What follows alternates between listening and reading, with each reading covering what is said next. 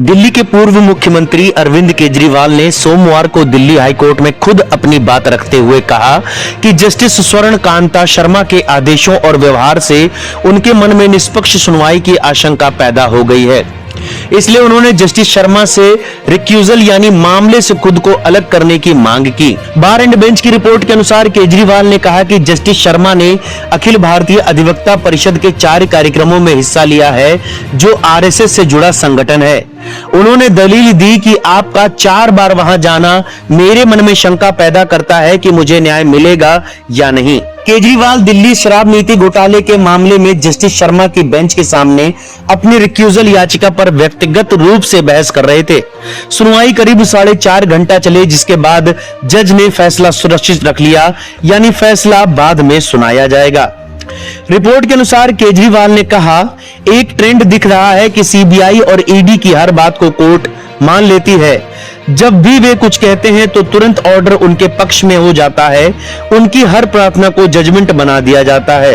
केजरीवाल ने आरोप लगाया कि ट्रायल कोर्ट ने 3 महीने की सुनवाई और 40,000 पेज के दस्तावेज पढ़ने के बाद 27 फरवरी 2026 को उन्हें और 22 अन्य आरोपियों को पूरी तरह बरी कर दिया था। लेकिन जस्टिस शर्मा ने सिर्फ 5-10 मिनट की सुनवाई की।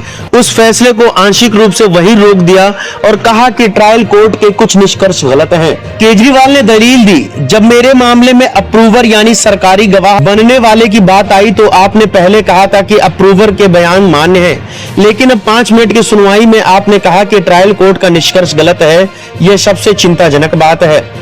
केजरीवाल ने कहा कि ट्रायल कोर्ट ने उन्हें पूरी तरह बेकसूर माना, जबकि हाई कोर्ट में उन्हें लगभग भ्रष्ट और दोषी घोषित कर दिया गया था, सिर्फ सजा बाकी रह गई थी। केजरीवाल ने सत्येंद्र जैन वाले पुराने मामले का भी जिक्र किया। उसमें ईडी ने जज से रिक्यूजल की मांग की थी क्योंकि उन्हें पक्षपात की आशंका थी। कोर्ट ने ईडी की मांग मान ली थी। केजरीवाल ने कहा, ईडी को आशंका थी तो रिक्यूजल हो गया।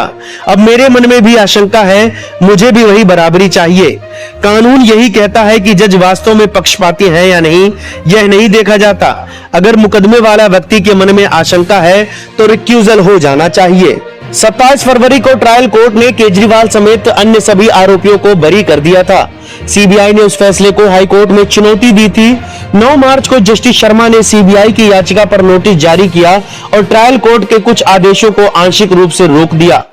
अब कोर्ट ने केजरीवाल, मनीष सिसोदिया और अन्य की रिक्यूजल याचिकाओं पर फैसला सुरक्षित रख लिया है। जस्टिस शर्मा जल्द ही बताएंगी कि वे मामले से खुद को अलग करेंगी या नहीं। यह मामला दिल्ली की राजनीति और न्याय व्यवस्था दोनों के लिए काफी चर्चित है। फैसला आने के बाद आगे की सुनवाई तय होगी। इस खबर के बारे में आपका क्या कहना है, हमें कमेंट बॉक्स में जरूर बताएं।